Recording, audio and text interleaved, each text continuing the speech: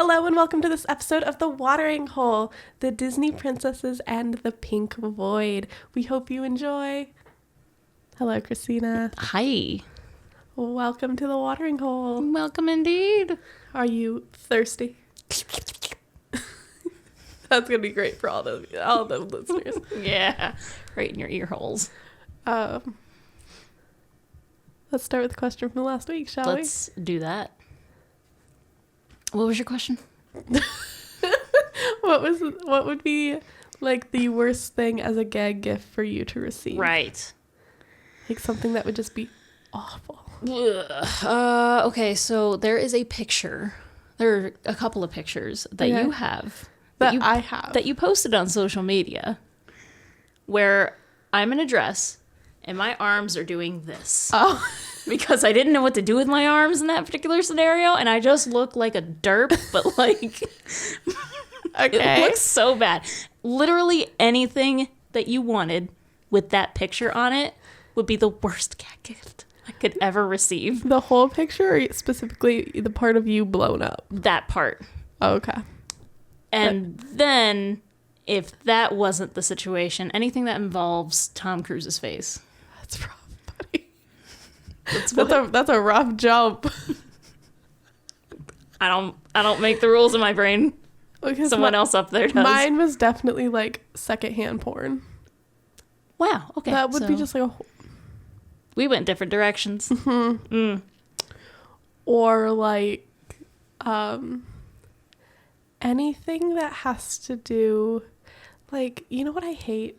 I would love to know Children's games that have to do with like pimple popping or bathroom activities. Oh. I hate those. Really? Yeah, not a fan. I don't think they should exist. Okay. They should go away now. So all those apps that you get like advertisements for that are The like apps that. are fine. It's the physical games Oh. that I'm just, why? Wait, I don't think I've ever seen something like that before. They're a thing and I hate them. Gross. Cool. Yeah. So You want to know what else is gross and cool? My watering hole topic. hey, good transition.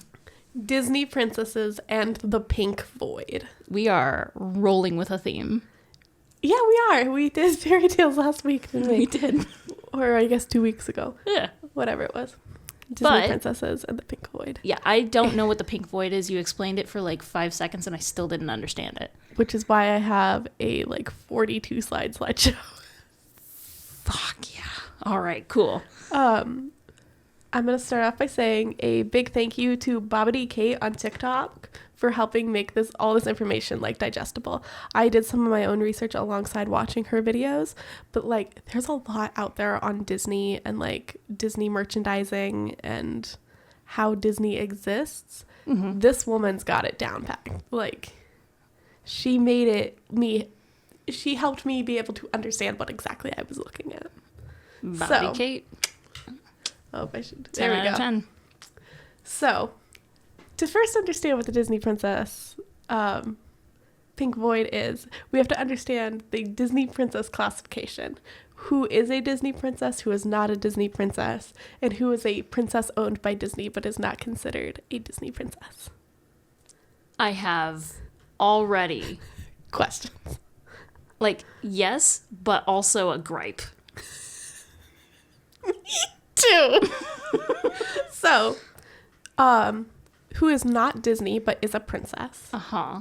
A good example would be Merida from Brave. Okay. She is technically a Pixar film. Okay. To most people, they see Pixar and they say, well, that's Disney. Correct.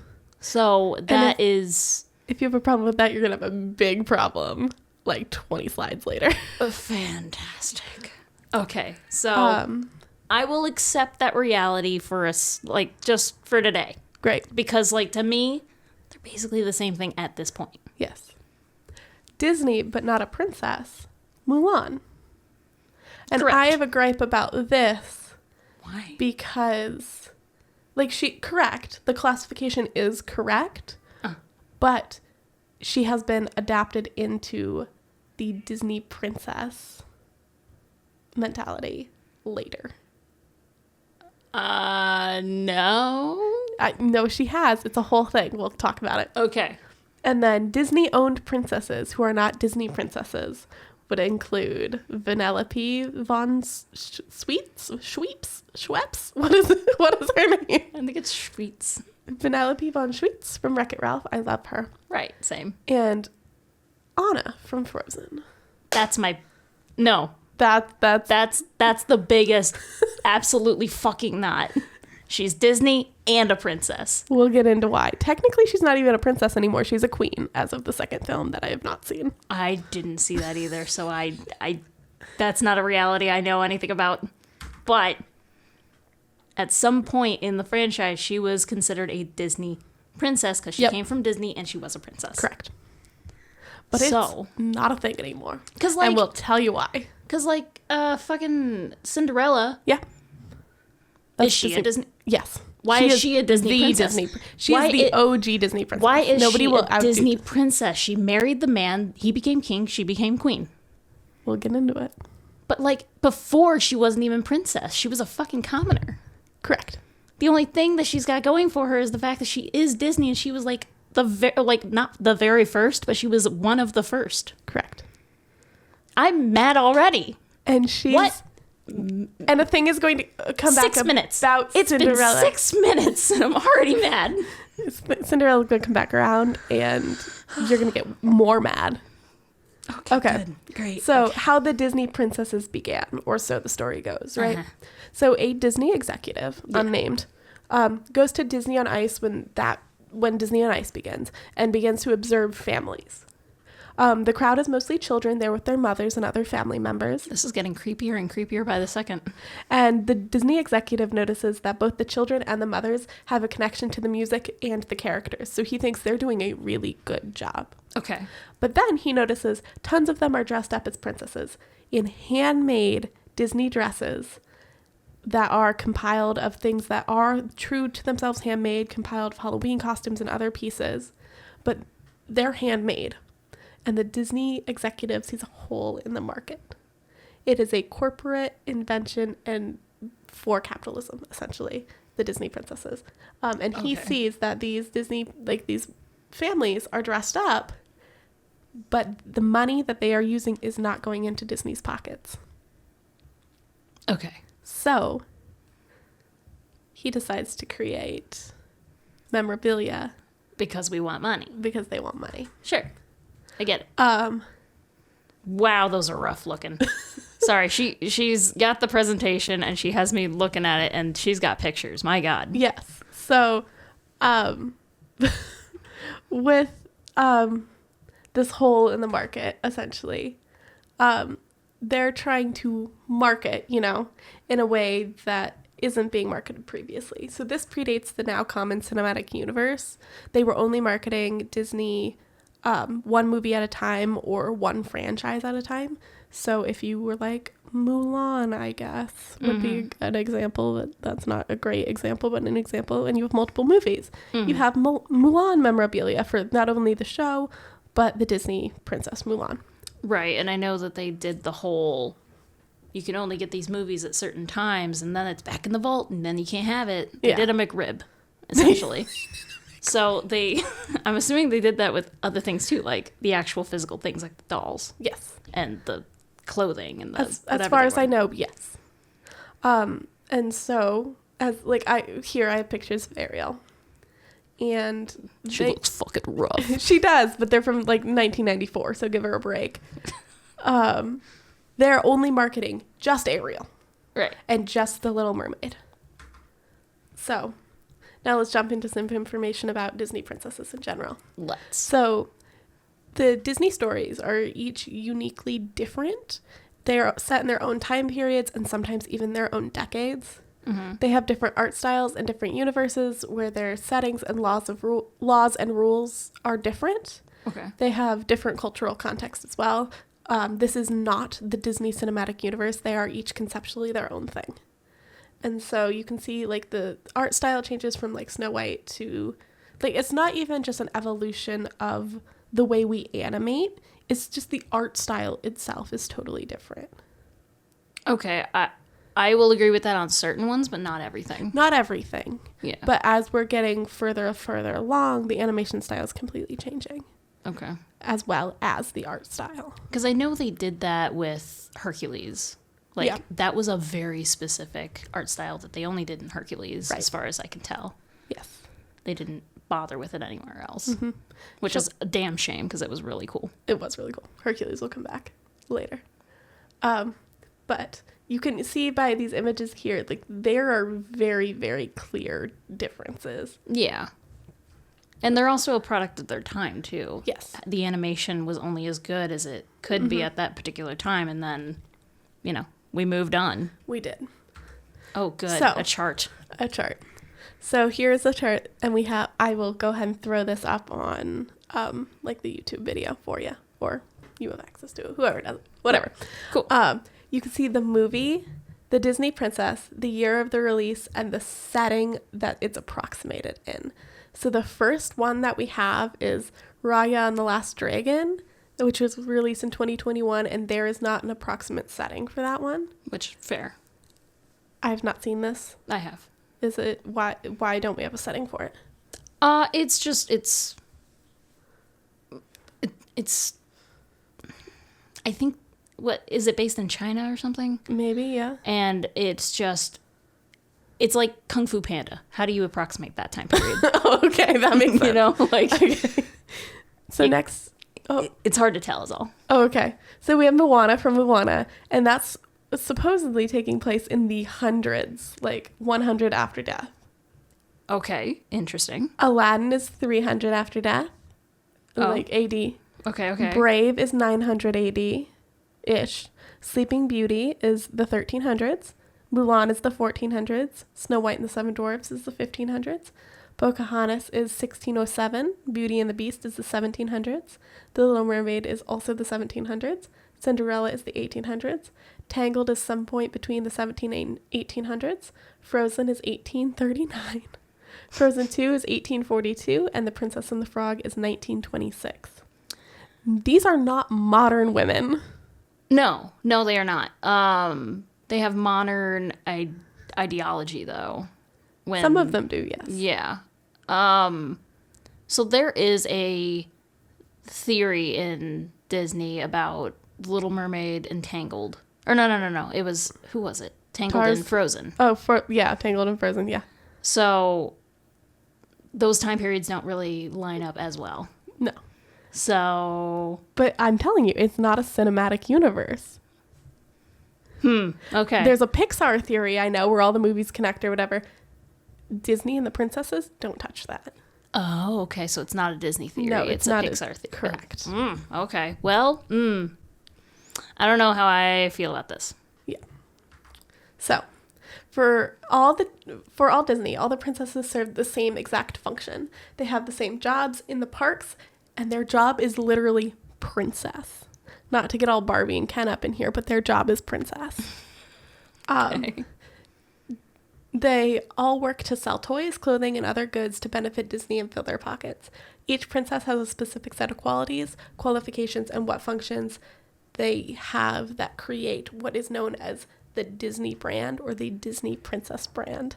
And if you wanted to turn this into a drinking game, like, take a sip every time I say Disney Princess or the Disney Princess brand or the Disney brand, because it is going to be a lot. So I believe that 100%, because even like the Disney Channel and all the people that were on there that are like past all of that, and they're just adults that got really messed up, but like they exist now as people. Yes. They'll tell you up and down that it was awful, the working conditions, but also the fact that everything had to be a very specific way. They couldn't do very specific things because they were representing Disney. Yes. And it's ridiculous. Okay. Also, I have a gripe that I will talk about later when it comes to a video game that involves Disney. Is it Kingdom Hearts? It's Kingdom Hearts. Okay, we'll talk about Kingdom Hearts Great. in a little bit. I didn't touch Kingdom Hearts, but we'll talk about it. Great. Okay, so the Disney Princess brand. The brand was launched without a focus group, and they did no traditional marketing or research, and they still do not to this day. So while they are trying to retrofit new characters into the brand, they fall back on classic princesses, specifically Cinderella, and then they make other princesses try to emulate her. This creates continuity. You can see in this picture I have here, Cinderella's like the main woman, and they're all her like girl posse. They're all like dressing like her, and they have the big ball gowns and the sparkles, and like this is Cinderella's girl posse over here. This is not Disney princesses in their own film. This is a separate entity. Yeah, because like I think it was Wreck-It Ralph 2. We'll get there. Okay. We'll get there, I promise. I always thought that like shit like this image. Yeah. I always looked at stuff like this, and Ariel always looked super out of place. One, her dress is wrong. I'm not going to cover the dress. Okay. If you want to cover the dress, we can talk about that later. There's videos on it, but her dress is wrong. Okay. But even so, there's something about her that just doesn't fit with the whole posse. And I think it's strictly because for a lot of it, you see, like in the movie, a lot of it, you see her as a mermaid instead. So that's what I have in my brain is the seashells on the boobs. And like, I can't envision her in a dress because she's almost never in a dress. That's fair. Which is, that's a whole thing. Anyway. How marketing Disney princesses has changed. So the Disney princesses started out being marketed solely for their own films, but as time went on, Disney developed sing-alongs and other merchandise that focused on the Disney princess brand itself, merchandise that did not continue the original story for a princess, but instead brought them together. So the dolls were marketed together, and then they had sing-alongs and books and not movies, but like coloring books and other media, where these characters were brought together. And there's not really a specific like setting, and if it is generic castle. It is generic place. Okay. And this is where we get the beginning of the Pink Void. Okay. It's generic now. There's not a specific setting, and that's where it starts to feel a little bit wonky. Okay, so we've got Princess Adventures here, and it's wonky. And they don't really have a solid direction quite yet. I'm on it. We're on the same slide? Yeah. Okay. The terrifying dolls? Yeah. Oh, yes. Okay. Sorry. Yeah, I'm on that one. Yeah. Holy crap, dude. Belle looks like she's coming after my job. Yeah. Snow White looks like she's about to steal my man. Yeah. And Ariel just looks like she just wants to read a book and like sit down with some coffee or tea or something and have a cat in her lap. Truly. The rest of them I have opinions too, but like we got to move on. Yeah. Do you notice? So if you look down in this corner at the Princess Collection with the pink background. Yeah. Do you see anything weird happening with their eyes? With their eyes? Absolutely. They're very narrow, aren't they? Okay. Or maybe it's just Cinderella. Yeah, that, but... Wait a minute, hold on. Okay. So, Snow White and Jasmine specifically are looking at different direction than the rest of them. Is that the thing? None of them are looking at each other. None of them... They are like nobody else is even there. It's fucking weird. Yeah, so, okay. That's fair. We're going to look at a very specific princess. So we're going to look at Ariel. On the right, and I guess on the left, we have photos of her from the film. Right. Which is Ariel in The Little Mermaid. And on the right, we have Princess Ariel, the Disney princess, for the Disney Princess brand. Okay. Can you, like, the animation is different, but they're even her eyes are different. Yeah. Like, wildly different. Yeah. The only thing that is recognizable as, oh, that's Ariel, is her red hair and how her hair is styled. Because the hairstyle was very specific in that movie that you didn't really see the same continuity in other films. Right. But even, like, the swoop of her hair is going the other way. Oh, yeah, I guess it is parted the other way. Yeah. It's strange. Anyway. Yeah. Moving on. So, with, sometimes the differences are small, like with Ariel. She's a Disney princess outside of her, like, as a Disney princess outside of her movie, she is more clean and polished. Her dress is different from anything she's seen in the film, and her age is more innocuous because, you know, a lot of people had a problem with her age in the original story, but now, as the Disney Princess brand has come, they have taken all of the Disney princesses and made them look about the same age as each other to try and take some of the weird, icky feelings out of knowing she was 14. Gotcha. With Ariel, it might seem harmless, but let's take a look at another princess. Why? Pocahontas. Why? So Pocahontas in her film, granted, there was some cultural appropriation here anyway. Yeah. But it was a lot closer, I would suspect, to at least the original story of Pocahontas. Uh-huh. And then they put her in this big ball gown. I'm mad. With the Disney rebrand. I'm very mad. Yeah. There's no reason. None. There's absolutely no reason for that. Absolutely none. But here she is. Notice how they've kind of changed her age. So if you flip back between her and Ariel, they look roughly the same age or within the same 5 years or so, as opposed to her being older than Ariel was. I don't know if I'm noticing that. It looks she's to more me, angular, which I don't know if that helps. Yeah, I think she looks older. Like Pocahontas specifically looks older, and I think that's just due to cheekbone. That's fair.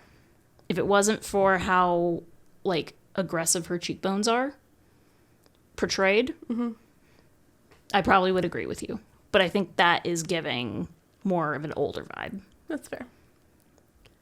So, we're getting further into the pink void now. Yes. And the pink void decontextualizes the princesses from their stories and makes them, for lack of a better word, shells of themselves, specifically made for marketing and merchandising.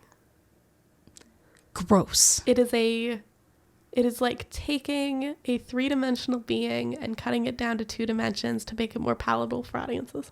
This is giving Princess Diana. It really is. Like, in a scary, awful, terrible way. Yeah. I am gonna be... Stop doing things that make me feel gross afterwards. I'm sorry. I went on a whole deep dive about this and went, ooh, this is icky. So the original Disney princess lineup, when the marketing began, was Ariel, Aurora, Belle, Cinderella, Esmeralda, Jasmine, Mulan, Pocahontas, Snow White, and Tinkerbell. Yeah, Esmeralda I feel like people forget about. And Tinkerbell, she should have never been there. There's no reason for her to be here. Like, right there in the princesses. There's not. She's a fairy. She is. She's different than literally everybody else. And I don't believe they have a hierarchical system like that. And if they do, they don't talk about it. So these were the original princesses that were marketed as dolls together.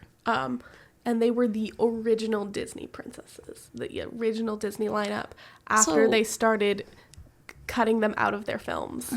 Yeah, okay. Well, see, here's the thing. Pocahontas, Esmeralda, not princesses. Mulan, not princess. None of them. None of those are princesses. Tinkerbell's definitely not a princess. Yeah. The rest of them, sure. You're going to come to find out. Well, no, Belle. Belle's not a princess either.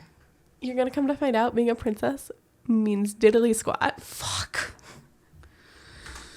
Okay, some, like Tinkerbell and Esmeralda, were taken out because they didn't fit in the brand. And others, like Mulan and Pocahontas, were like pushed and dashed to the side. They weren't completely removed, but they were dashed because they didn't bring in the same amount of money and weren't as marketable, aka racism via the Disney executives. They have always been there, but they were absent from a lot of the merchandise in the beginning, like video games and books and things like that. They even tried to make Giselle and Jane Porter fit the Disney Princess brand, but they didn't last. Who's Giselle? I can't remember who that is.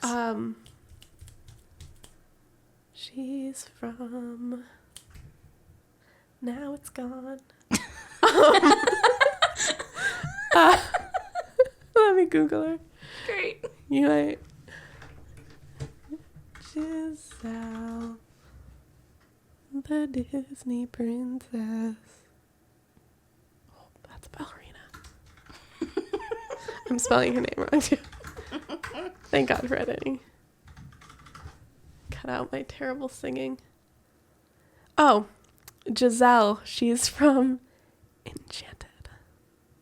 Oh, you're talking about the actual person version. Amy Adams over here. Amy Adams, but as her princess. That was When they existence. did animated. That was only 5 minutes of the movie. I know. But they tried to add her. I forgot her name was Giselle. Okay, cool. Her and Jane Porter, you know, from Tarzan, Who's not a princess. did not last. Okay, cool. So the 6 main princesses: Ariel, Aurora, Belle, Cinderella, Jasmine, and Snow White. Mm-hmm. These are the main 6 who exist in the void and are slowly joined by other princesses. These are the 6 that Disney capitalizes on the most and rebrands the most. Sounds about right. But now, later, the later we get from this specific point in time, Rapunzel gets a ton of love too, so she's in there a lot. It's because, like, she was, if I remember correctly, she was the first one that they did where she wasn't perfect. Yeah. She was quirky and weird and clumsy. Yes. And that was the first time that they ever did anything like that. Oh, this picture rendered terribly. It got, like, people received it really well. Yes. Tangled got a lot of love. So the current Disney lineup, we're going to just go down the line. Moana. Mm-hmm. Jasmine. Mm-hmm. Rapunzel. Did you forget who that was? Yeah, I forgot. I was like, does she have a real name? Snow White, Mulan, Aurora, Cinderella, Pocahontas, Tiana. Snaps for Tiana. I love her. Not a princess. Belle. She's not a princess, I know. But she is. Well, she kind of becomes a princess. She marries a prince who has no fucking money, so I guess. Okay, fair. But she has the title, but if that's the criteria, then I guess the ones that I had already said before technically count if that's allowed. Yeah. Belle, Ariel, Merida, and Raya. I was trying not to forget her name at the end. Raya. I don't remember if Raya's actually a princess. I only watched the movie once. I have no idea. I've not seen it yet. Okay, so we're going to get into the timeline. Cinderella ate my what? Cinderella ate my daughter. Okay. We'll get into it. Okay, so the first 10 years of Disney, they spend choosing the princesses to create the merchandise and create the Disney Princess brand. In the early 2010s, they have a great reputation with families and Disney making a stupid amount of money because of this. Basically, these are the princesses that not only is your child growing up with, but you grew up with, and maybe your mom grew up with too. Cinderella is recognizable. Aurora is recognizable. Belle is recognizable. You remember the fond memories you had with them. Now you want to pass that on to your children. Right. Then the backlash happens, and families begin to question whether princesses, such like the big one being Cinderella, is if they're teaching the right values to their kids. Okay. Which is understandable. Feminists were concerned that with what was left after the characters from the movies were turned into this specific Disney princess brand, because they were cutting away all of the story and the nuance that came with these stories and the cultural aspects and everything, and just making them this very lifeless character. Yeah. Now what are they standing for? Because they still technically have their princess, so what are they? Married? Yeah. You know? That's it. Me too, Queen Pop Off. So Peggy Orenstein, I believe is how you say her last name, released a book called Cinderella Ate My Daughter, all about the Disney princesses and their link to American girlhood. The place that they had for children, essentially, right. And how it's changing. Right. And then, after 2010, after that book, later comes the release of Merida and Brave, and she's the first princess without a love interest. Mm-hmm. And then she becomes a Disney princess. And I think she was the first, female lead that was Disney that was actually a badass. Yes. Like, I don't think before then, like, Pocahontas was probably the closest that we got. Oh, Mulan, I suppose. But, yeah. You know, it was the newest version. Right. That, you know, kids not that were my age, essentially. Yeah. That were younger than that, they could look up to. Yeah, that's who I was getting. Okay. And I loved her. Granted, nobody's going to top Tiana for me, but that was a whole selfish middle class thing. That's fair. Anyway, Merida becoming a Disney princess for the Disney Princess brand becomes a huge deal. They even have coronations at the Disney parks. Spoiler alert, it went horrible. Really? Because I thought Merida was already, like, her father was royalty to a degree. Oh, he was. Like, he was the chief. But in a slide, I will show you why it went so horribly. Great. Okay? Shortly after that, there is a redesign about 2012, and then in 2015, the live-action movies started coming out. So keep that in mind. Okay. Here's Brave Merida versus Princess Merida. No. So there's 3 iterations here. Merida from Brave. Right. And then they had the rebrand that came out for the Disney Princess brand. Uh-huh. And they looked at her and went, that is not a princess. Right. That is a borderline sexual character. Yeah, that's not the same person. And Disney princesses are supposed to be sexless, essentially. They're supposed to be these pure icons. Mm-hmm. And then when you look at this one in the middle here, mm-hmm. they don't like the way her head's tilted and the way she's like beckoning you in, essentially. Oh, I don't know if I get that vibe, but I do. Like, you're probably correct. That was how people perceive that. I don't, just looking at it, but she's just not correct. Like, that's a different person. Yes. They've changed her curls and made them look more luscious and less unruly and more uniform. They've whitewashed her skin even further. So much. Considering she's from Scotland. Mm-hmm. And they put her in the dress that Merida outright puts up a fit in the movie. Mm-hmm. And tears the shit out of when she goes to do archery. And then all this happens, and this is the horrible rebrand they did. And so shortly after that, they dropped this 3rd iteration here, and it's still not great. No. It's granted, it's a little bit better. Slightly. But it looks like a similar character in a different art style. Yeah. And it's still off and wrong. Yeah. Like, that's not Merida. That's not. I don't know who she is. We'll call her Becky. Get out of here, Becky. Bye, Becky. Okay, and so after this rebrand, the pink void really sets in.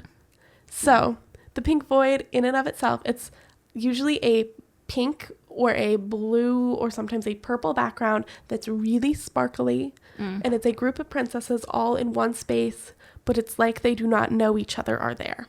They are always looking either at the camera, at the viewer viewing the piece of art or coloring book or whatever it is, or off into space. Their eye lines never cross. They never acknowledge that there's somebody standing next to them. That's so weird. It's as if they are all standing there, but they aren't together. And it kind of makes me think of that, I don't know if it was a Star Wars movie or something, where everybody, like there's one person actually in the room, and then there are all the little holograms of people in a meeting. And it's like they're there, but they're not really there. Yeah. It kind of gives off that vibe to me. Okay, that's fair.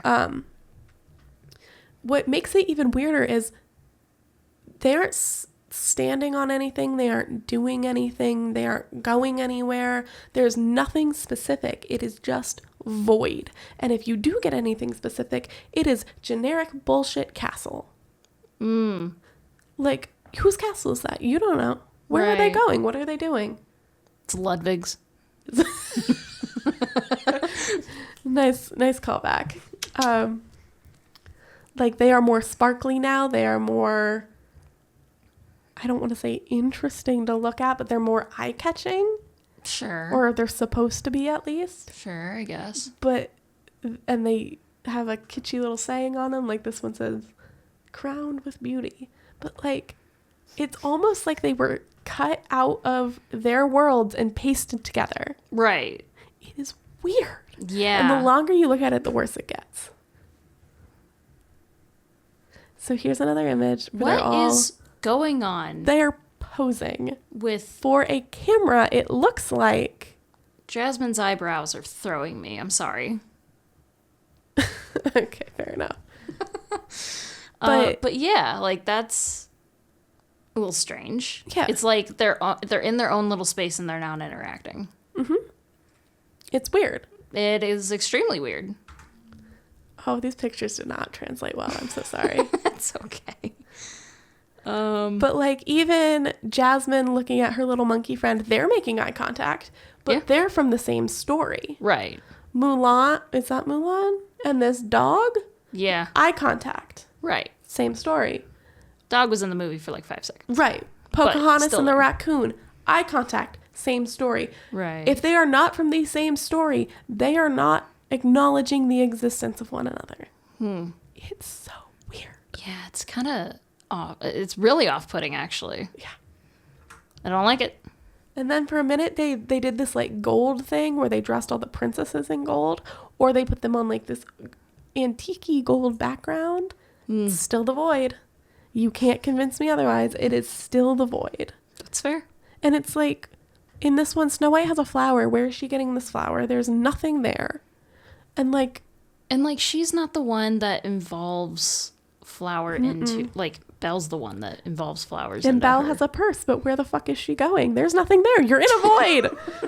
Like, she's going clubbing after this. Bothers me and it freaks me out. And also, what is going on with Cinderella, where it's like her headband, but her earrings, but like her earrings have to be upside down because of where they sit, like, or her ears are like really, really high up on her head. It weirds me out. I don't know. You know, that's all very fair points. We're not going to talk about Jasmine's earrings. No, we're going to just ignore those tacos. That's fine. The longer you look at it, the more unsettling and strange it becomes. Yeah. Like even in this one under the text over here, it looks like Jasmine might be looking at Cinderella, but she's not. No. Like you can like at first glance, oh yeah, maybe she's looking at it, but no. It's like they may be looking at the same object in the distance, but there's no telling what it could be. Yeah. And they're all like really unsettling. Like, I don't know if they did this on purpose, but there's something about them that's a little off or a little, I don't know, spooky. Like there's something eerie about them that just makes you feel uncomfortable. And then like one will look normal, like in this one on the bottom here. Rapunzel looks how she's supposed to look. Sure. But then you bring it all the way over to Moana. What is she leaning on? I don't know. Like, it's weird the longer you look at it. And like even looking at like that bottom left picture. Yeah. It literally looks like they copy pasted. Because they didn't stylize all of them the same. Yep. Like, you know, in other pictures, they just kind of like make it all cohesive. Because that's what the Disney Princess brand is all about, making them look cohesive. Right. But this one in particular, for some reason, they were like, fuck it. Yeah. There's a million of them, copy paste. And like, do you see what I mean about the ages in this one with all of these princesses? Where they all look like they could be within about 5 years of each other instead of being wildly different and young. So what they're trying to do is be like, look at all these they're friends. Yeah. They're together. You could be friends with them. You have to dress and act like them, though. Yep. Gross. And that concludes the first episode of Disney Princesses in the Pink Void. Thanks for tuning in. We hope to see you back next week for part 2.